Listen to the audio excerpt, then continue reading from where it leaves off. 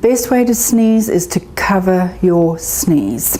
So way back, people would always sneeze using their hand, but then they wouldn't wash their hands. We're teaching the children now, and it's gradually overflowing to the adults, is to try to sneeze into the crook of your arm. So if you're going to sneeze,